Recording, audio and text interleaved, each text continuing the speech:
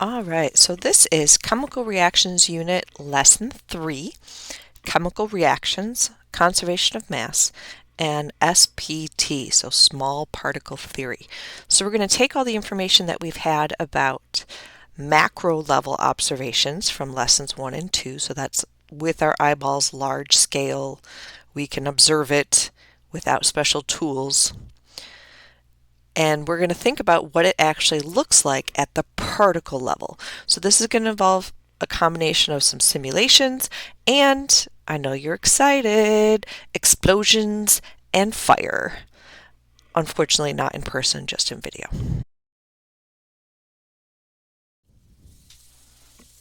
So for lesson 3, we're going to have a major key question.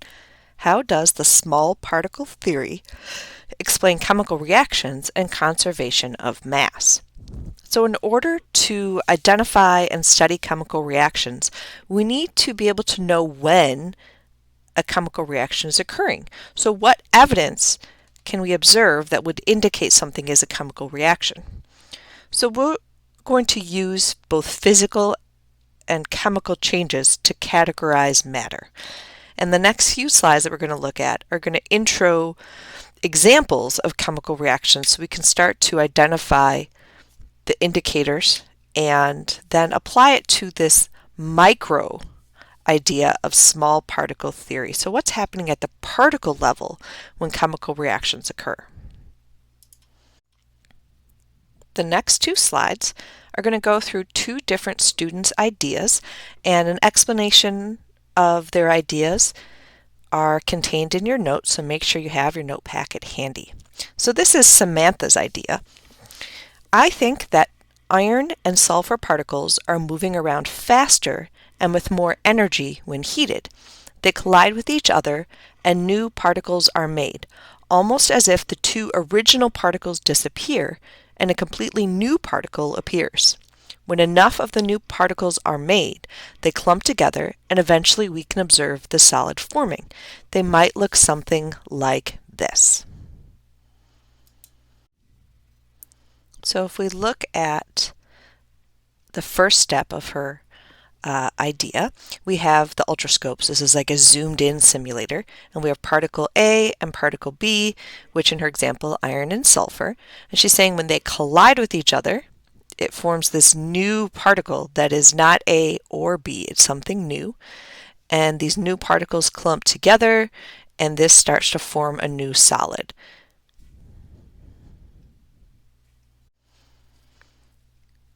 Our second set of student ideas comes from Luisa, and she says, I also think that the particles collide with one another, but instead of, quote, morphing to make a new particle, I think that the original particles are just rearranged into some new combination. When enough of the new combination of particles has formed, they clump together, and eventually we see the solid forming in the beaker. So here's her idea. We start with A and B, just like our previous student idea, and they collide. We get this new combination that's A and B stuck together, and then those AB particles clump together and form our new solid. Here we have the images from each student's ideas of what's happening. So we have Samantha's with the particles colliding, making a new particle, which clump together. And Luisa, who thought the particles collided, you get a new combination, and the new combination clumps. So in which explanation do the original particles lose their identity, and in which explanation do original particles keep their identity? Take a moment and make sure you understand what's happening in each of the students' ideas. All right, here's our first real question, and this is a what do you think question, not a right or wrong at this point. But which explanation do you think best explains the evidence you've seen so far? So do you agree with Samantha's line of thinking or with Luisa's line of thinking? So take a moment, choose your answer, and give me a brief explanation of why you think that that one makes sense.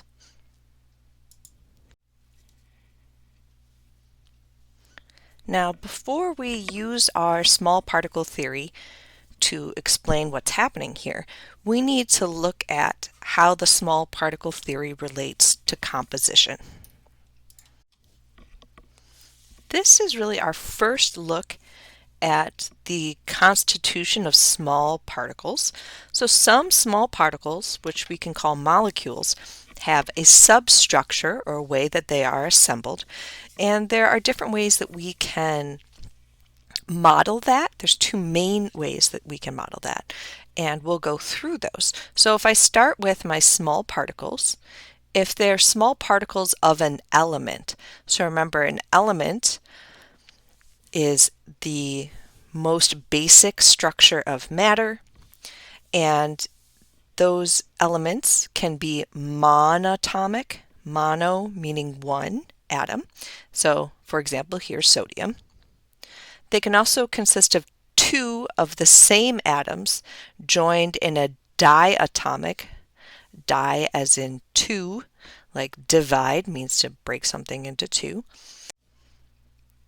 a diatomic molecule.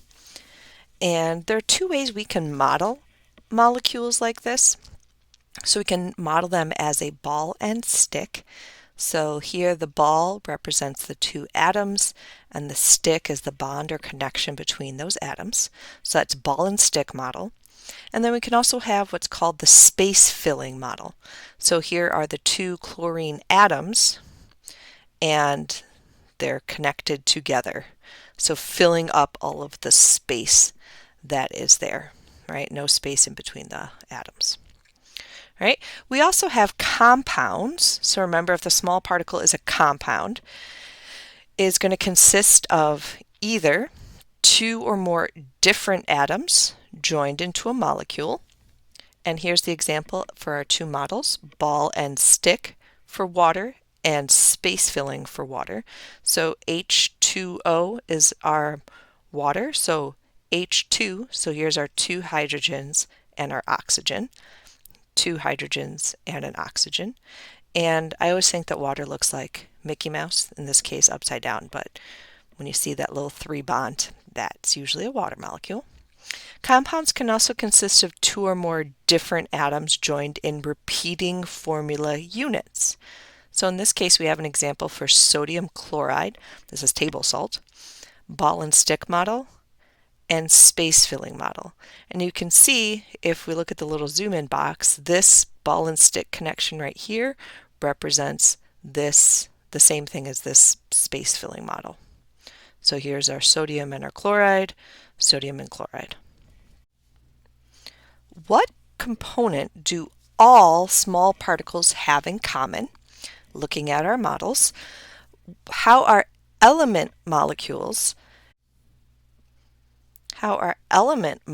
structurally different from compound molecules in their composition?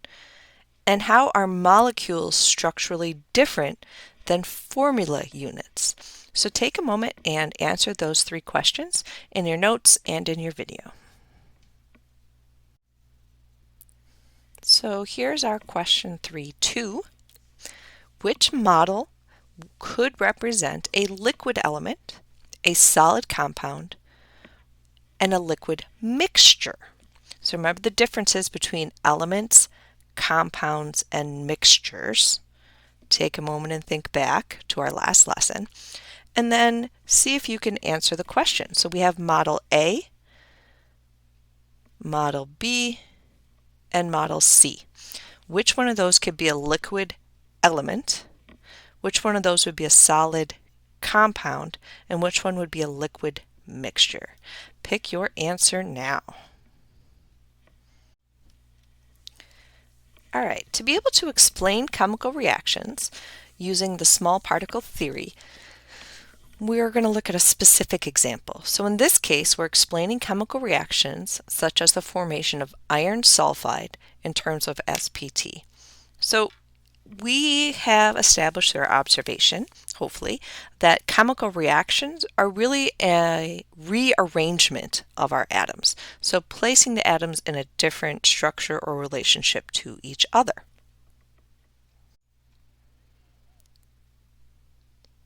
So in this case, we start with our iron atom and our sulfur atom, and the result after a chemical reaction is iron 2 sulfide.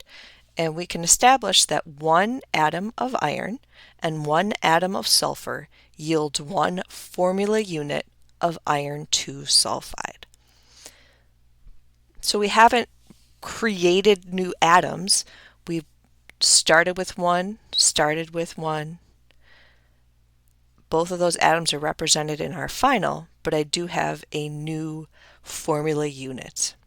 So a new substance formed from my chemical reaction. Some things that you'll note, and these are in your notes, the iron atom decreases in size and the sulfur atom increases in size due to the chemical reaction. The ratio of iron to sulfur to iron 2 sulfide is 1 to 1 to 1. And if we look up here, this is one formula unit, this one pairing. And you have multiple of these formula units put together, and they form something called a crystal lattice. And the formula unit can be thought of as the basic building block of this crystal lattice. That's the formation of the new substance. All right, so let's answer some questions about chemical reactions and the small particle theory. So we'll start with looking at what's happening on the left-hand side, so that's this side, compared to the right-hand side of the arrow. All right, so start with the number of iron atoms, so that would be on the left-hand side, versus the number of iron ions. We're going to dive more in depth into ions, hopefully next week, but for right now, you can consider the ion of an element as being pretty similar to the atom of that element. So we're comparing the number of iron atoms on this side to the number of iron on this side. Same thing with sulfur. How many sulfur atoms do we have on the left versus the number of sulfide ions on the right, and the number of, quote, particles on the left versus the number of particles on the right. And then a very important question: how do the picture model, typo here, how does the picture model help explain why mass is conserved during the chemical reaction?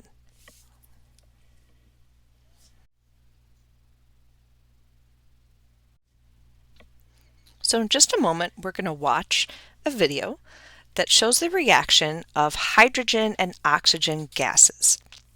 All right, so this is going to be a lab demo we're going to watch together. And I want you to be able to describe what you observed for 3 chemical reactions shown in the video. And this is where we get some explosions. Yay! So there's going to be 3 balloons, a balloon with hydrogen, a balloon with oxygen, and a balloon with both hydrogen and oxygen gases. And you're going to be making these observations. Did they each explode with flames? Which reaction caused the largest flames? And note, in the third reaction, water is formed, but it's vaporized almost immediately because it is so hot, so you don't actually get to see that water.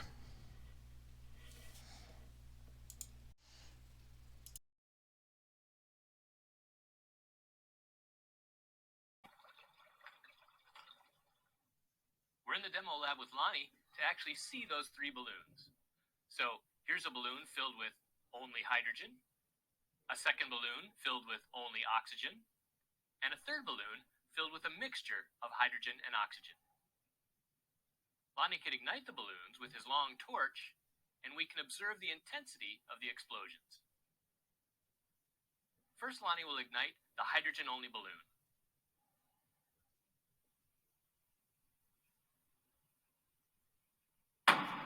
You can see an explosion, but a relatively mild explosion, as the hydrogen reacts with oxygen in the atmosphere. Here's the oxygen-only balloon. Well, that balloon more or less just popped. No real explosion there. Now, the hydrogen-oxygen balloon, that's a very strong concussive explosion.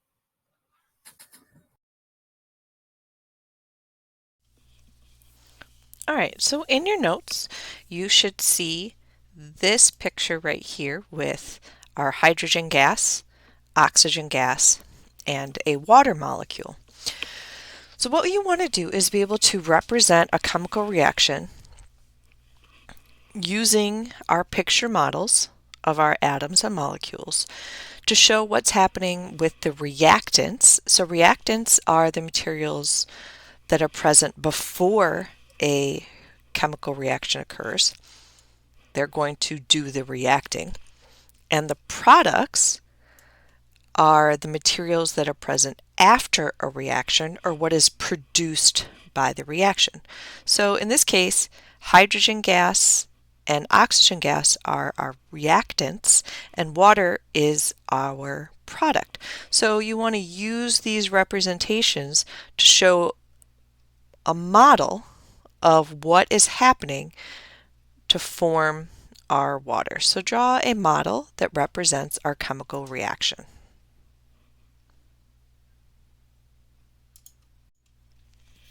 All right, we're going to take a look at our models again, but this time I want you to go back and look at the model that you created and answer this question.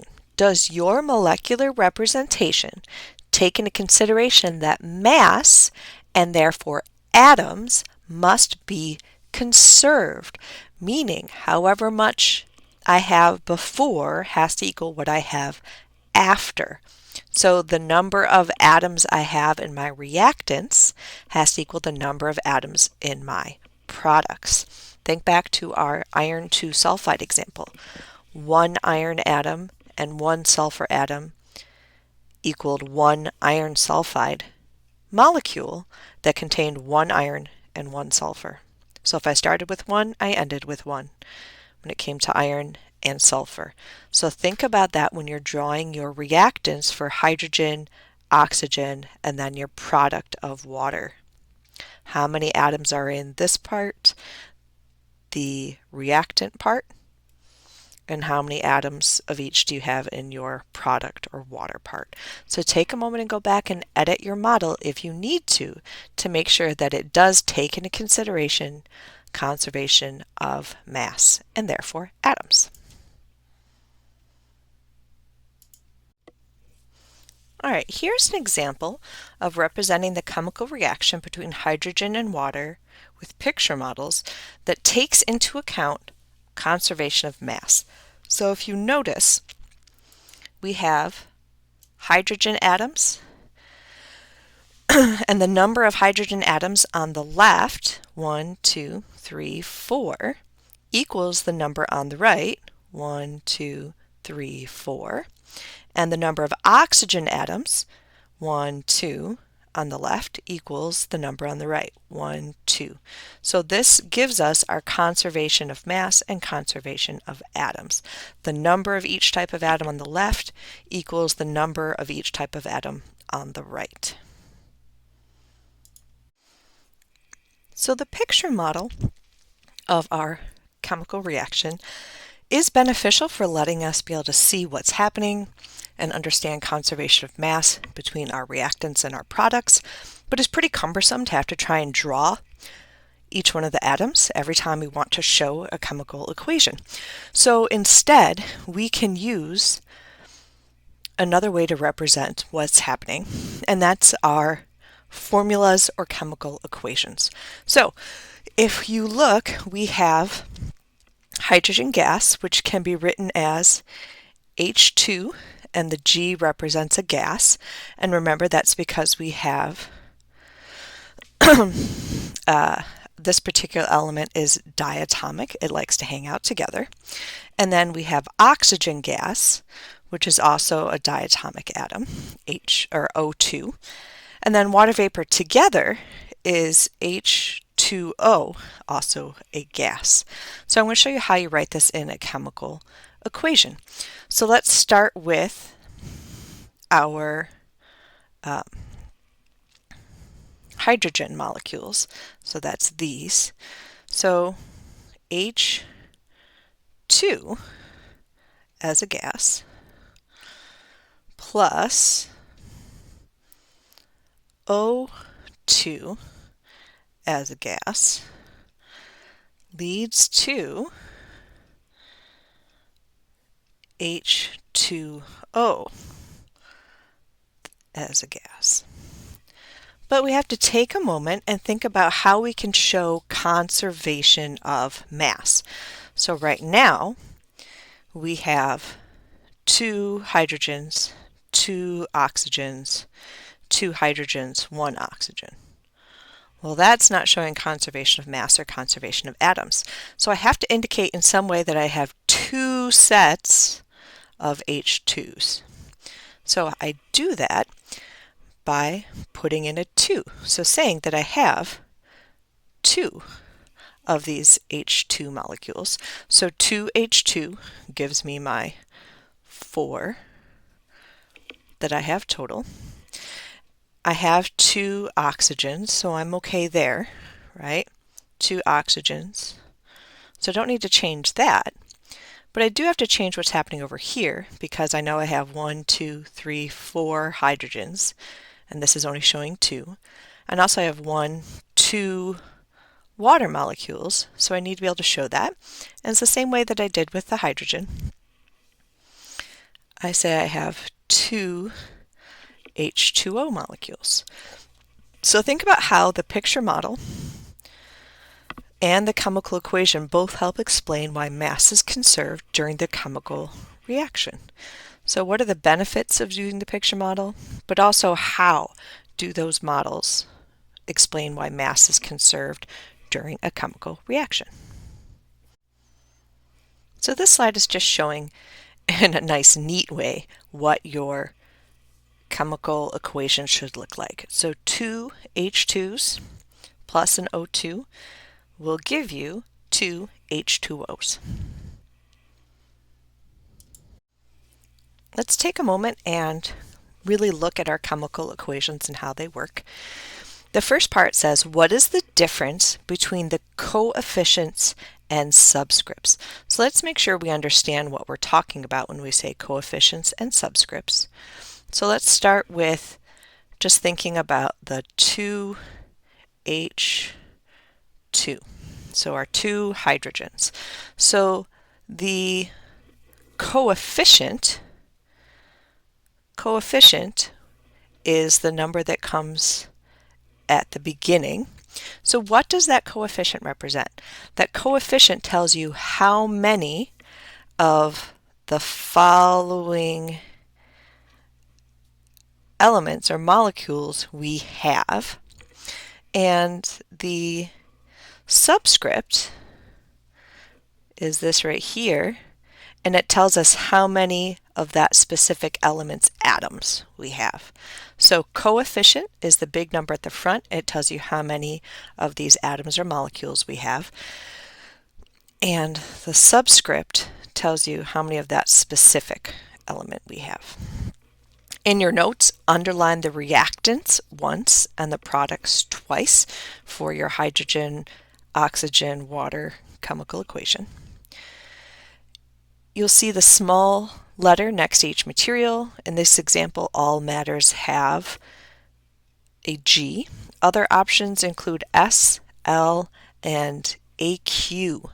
What do you think those represent? And finally, for our last question, I want you to think back to our video that showed the balloons. And our last balloon was oxygen and hydrogen together. And when that balloon was lit, it was hard to see in the video, but water vapor or water was created and instantly evaporated because of the heat. So if we look at this chemical equation, H2OL to H2OG. So do you think that this represents a chemical reaction or physical change? And think about why. So we had this H2O liquid that was formed by the ignition, but we're really thinking about the part where that H2O liquid became an H2OG or gas. Is that a chemical reaction or physical change? All right, now let's look at another example And this is steel wool rusting. This is an example from our last lesson. And it rusts when iron interacts with oxygen to form iron 3 oxide. So here I have my iron, my oxygen, and my two formula units. Remember, formula units are our bases or our fundamental unit or basic unit that builds our crystalline structure that is our full compound. All right. So now, in a complete sentence, describe what is represented in this model and make sure you're using our terms like formula unit, atom, diatomic molecule, and the names of each material. Be as specific as you can. So take a moment and write your sentence. Then try writing a chemical equation to represent the picture model and your description. Make sure you're using your coefficients and subscripts appropriately.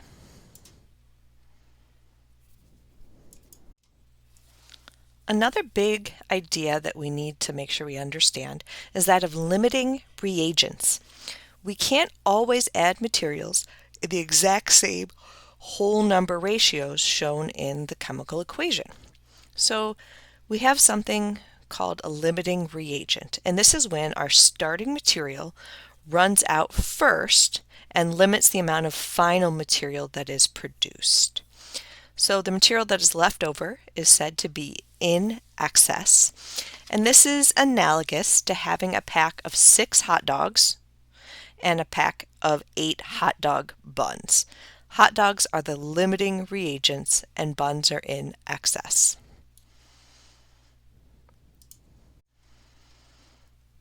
So here's an example. What reactant is in excess if 8 atoms of iron react with 9 molecules of oxygen? And how many units of iron 3 oxide would form?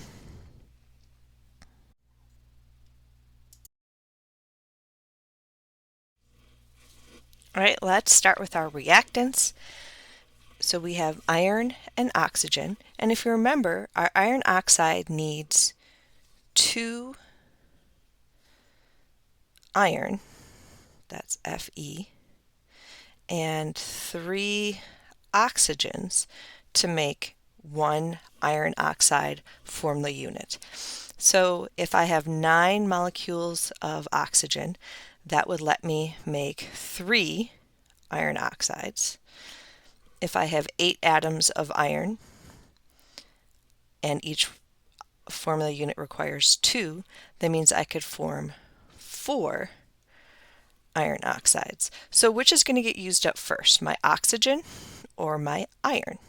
So my oxygen, after I make my 3rd iron oxide formula unit, the oxygen is all used up.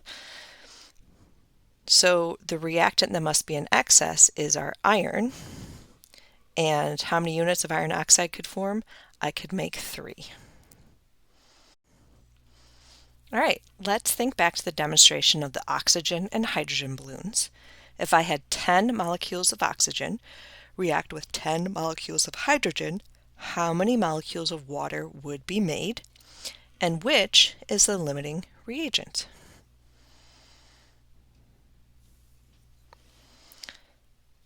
So I know that water is H2O. So I need 2 hydrogens for every 1 oxygen. So that means I'm going to use up my hydrogen much faster than my oxygen. So my 10 molecules of hydrogen is going to be my limiting reagent. And how many molecules of water can I make if I have 10 hydrogen? I have 5 molecules I can make that will use up my H2.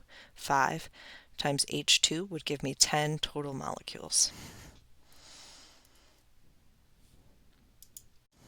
All right, we're almost at the end. It's time for some summarizing questions.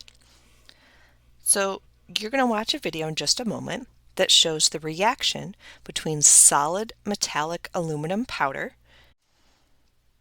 which is represented as Al, and brown liquid bromine, Br2. And this reaction is very vigorous and liberates enough heat to produce a deep red glow. You actually get some straight up fire. It's pretty cool to watch. The product of this reaction is aluminum bromide, AlBr3, which is a white crystalline solid. So when we watch the video, you're going to want to, in your notes, draw a molecular representation, that's the picture models, of this reaction. So aluminum plus bromine and aluminum bromide. Make sure you label your diagram and show that mass is conserved, and then write a symbolic representation, so a balanced chemical equation to describe this reaction. And make sure you are showing conservation of mass and conservation of atoms in your products and your reactants. All right, and let's watch the video.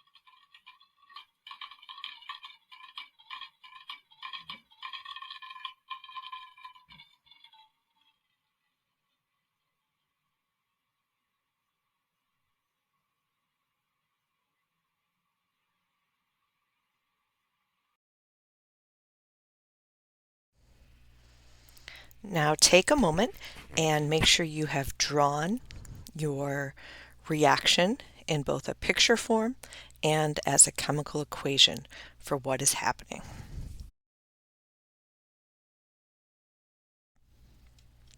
All right, let's look at a possible answer to the previous question.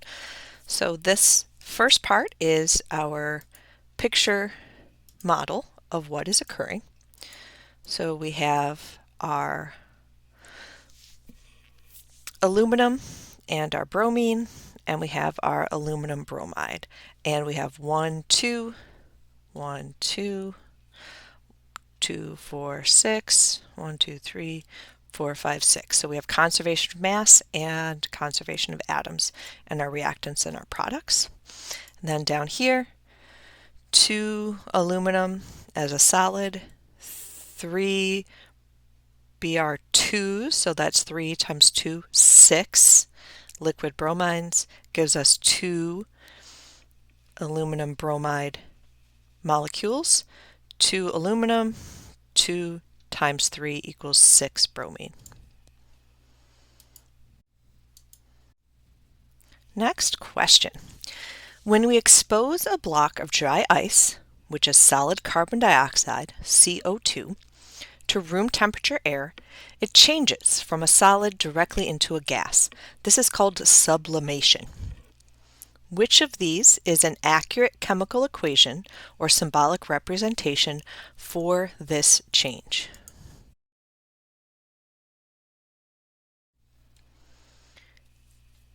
In a previous class discussion, a student exclaimed, "I'm confused. Water is made up of 2 hydrogen atoms bound to an oxygen atom and is a compound, but air contains oxygen and hydrogen molecules in addition to nitrogen, and it's a mixture. Why aren't they either both compounds or both mixtures. The instructor had groups draw picture models to help the student understand. The models drawn by 4 student groups are shown on the next slide. So remember, we're trying to answer why are they not either both compounds or both mixtures? What's the difference? So here's our 4 picture models, and which one most accurately depicts the differences between small particles of water and air? So what shows this difference between a mixture and a compound?